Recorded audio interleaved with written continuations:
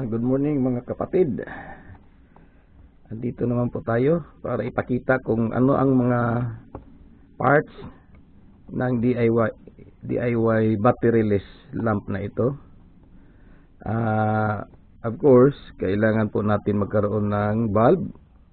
Ito po ay rated 1.5 watts and 12 volts DC.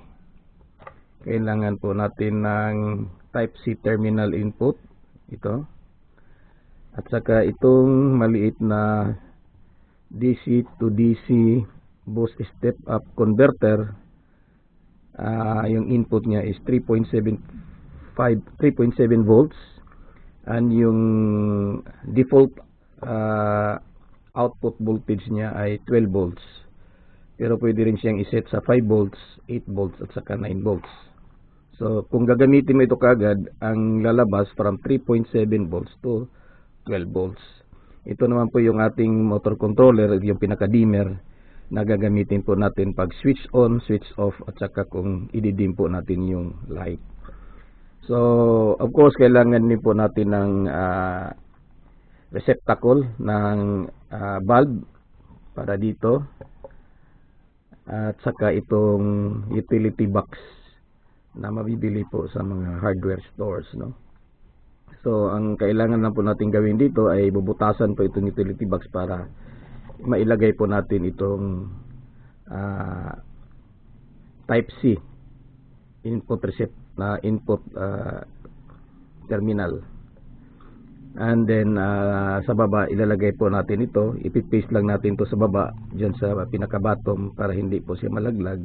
Of course kailangan po natin ng wirings mula dito sa DC connector, ay ilalagay po natin diyan sa input.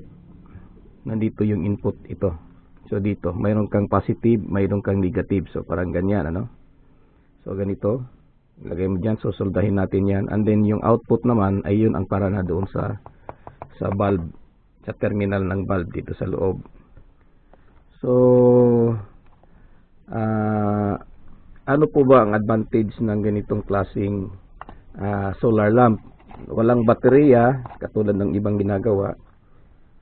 Ito lang po ay plug and play, considering na mas mura po siya kaysa lalagyan mo pa ng baterya. So ano po ba ang advantage nito? Ito po kasi ay DC, pwede mong makontrol sa dimmer, pwede mong i-dim yung ilaw, at saka kung in case wala po kayong, kung brown out, paano po natin ito magagamit? So simple lang, kung mayroon kang